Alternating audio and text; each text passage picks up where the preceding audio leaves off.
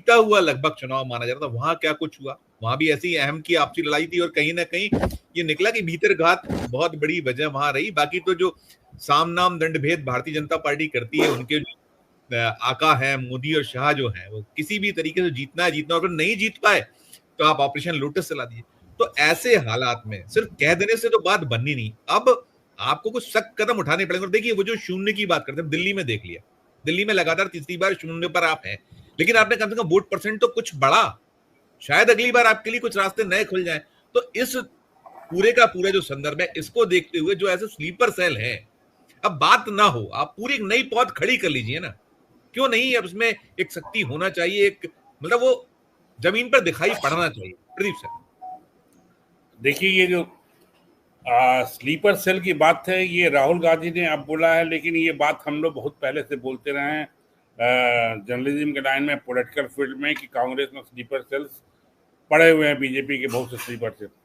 जैसा मध्य प्रदेश का जो जोशी जी ने बताया, वो कमलनाथ का उदाहरण दिया और कई लोगों का उदाहरण दिया। दिल्ली के इलेक्शन में भी जो है, हमको लगता है दिल्ली से इलेक्शन से इनको ज़्यादा पता चला राहुल गांधी को। ये जो दिल्ली में से में कोई नेता क्यों नहीं है, क्योंकि जो नेता अभी तक थे उनको माना जा रहा है कि वो स्लीपर सेल वाले थे। और मैं खुद देखा हूं उसको, मैंने खुद 14 के इलेक्शन में महसूस किया है। 2009 के जब सेंट्रल हॉल में मैं बैठा करता था और कुछ कांग्रेस नेता मेरे साथ आके बात करते थे, तो मुझे यही लगता था कि ये कांग्रेस के हैं कि उधर के हैं। कुछ हिंदूवादी नेता भी कांग्रेस में से शामिल है, जो कि वो महाकुंभ उसको लेके बड़ा सॉफ्ट कॉर्नर रखते हैं। एक दो लोग सामने भी आ गए, एक दो लोग बाहर भी चले गए। जैसे मेरे बहुत अच्छे मित्र, मैं बहुत रिगार्ड करता हूँ, उनको जनार्दन द्विवेदी जी, वो स्टान समाजवादी कांग्रेसी थे वो, लेकिन वही अपने थोड़ा सा टिल्टेड वैचारिक रूप से वो थोड़ा सा भिन्न हुए, तो उनको किनारे दिखा दिएगा। देखिए स्लीपर सेल्स तो नहीं, लेकिन हर पार्टी में ऐसे लोग रहते हैं जो कहीं दूसरे पार्टियों से मिले रहते हैं। आप ये देखिए आज बीजेपी के पास कौन उसका नेता है, जो मंत्री हैं उनमें गिन लीजिए कि बीजेपी के और संघ के कितने मंत्री हैं। या तो कांग्रेस के हैं या तो आईएएस अफसर हैं, वैचारिक तौर पे कोई भी बीजेपी का नहीं है। इसलिए राहुल गांधी ने वो चीज भांप ली। आज बीजेपी लड़खड़ाएगी, अगर हारी तो बीजेपी सीधे रसातल में चली जाएगी। मोदी और ये संभाल नहीं पाएंगे।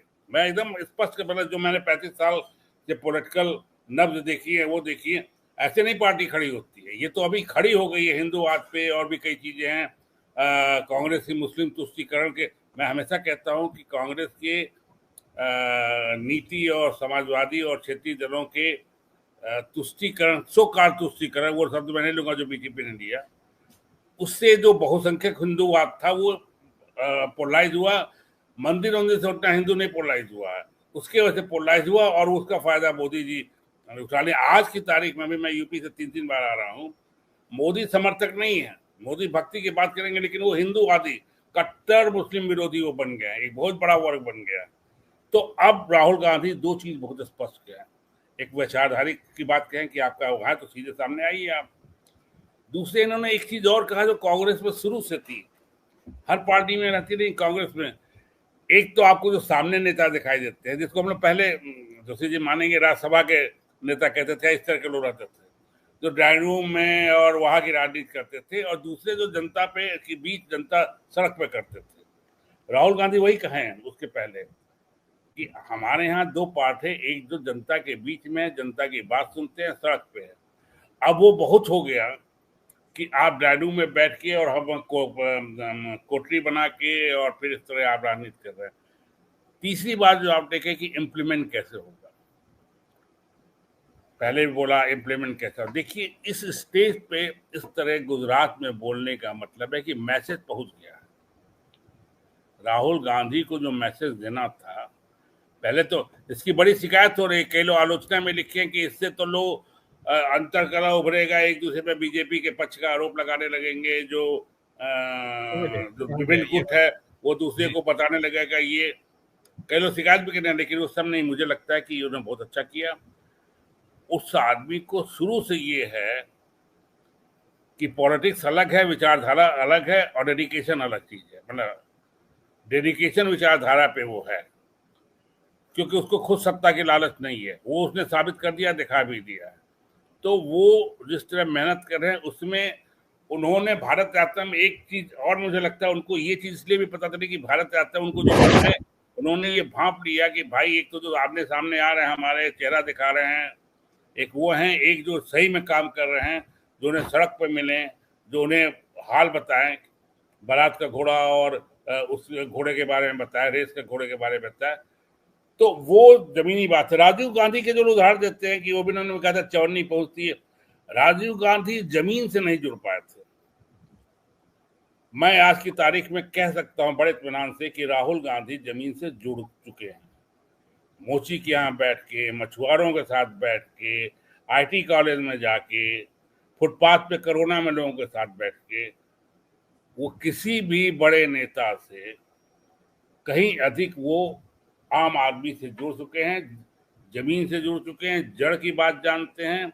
वो जानते हैं मोची की सिलाई कैसे होती, मतलब कैसे वो पूछते हैं, मछुआरों को मछली से कितना मिलता है, जो ये जो छोटी इंडस्ट्रीज हैं उन्हें जीएसटी से और उससे क्या सेट बैक बना, उनको कैसा कैपिटल माल बेचने में क्या परेशानी होती है, किसानों को शुरुआती उन्होंने किसान आंदोलन से की थी, ये भट्टा परसोल से, और हर किसान में इनके एक दो सम्मेलन में हम भी गए थे, मेरठ में हुआ था, वहां गया था। किसान से तो हमेशा शुरू से जुड़े रहे हैं। कुल मिला के जो देश की भौतिक आबादी है, जो वो आबादी है, उससे वो परिचित हो चुके हैं। अब वो कार्यकर्ता कांग्रेस से भी परिचित हो चुके हैं। अब उन्हें चढ़ा के ये जो 4 लोग कोटरी इंदिरा गांधी के जमाने में भी थे, जवाहरलाल के, राजीव गांधी तो थे ही, जो दून प्रोडक्ट थे लोग, सतीश शर्मा, अरुण नेहरू, इन लोग, तो अरुण सिंह, तो वो राहुल गांधी में मुझे लगता है कि ये जो रोग है इनसे ये बच रहे हैं और बच जाएंगे। ये जो मैसेज दिया उन्होंने वो दिल से दिया और करेंगे, और खड़गे साहब मानेंगे। ठीक बात, मुझे लगता है जी, बिल्कुल बिल्कुल नहीं, ठीक कह रहे हैं। मैं पहले मनोरमा जी के पास जाता हूँ। मनोरमा जी, हम देखते हैं कि एक जो महिला है, आधी आबादी की बार बार बात होती है कि आधी आबादी एक ऐसा अब पक्ष हो गया है, और अब तो बहुत सारी चीज चल रही, लेकिन कांग्रेस जब संगठन को आप कसने की बात करते हैं, संगठन का कायाकल्प करने की बात करते हैं, तो हमें महिलाओं का वो रुझान या उस तरीके से आगे बढ़ते बढ़ाते हमको नजर नहीं आ पा रहा है। उस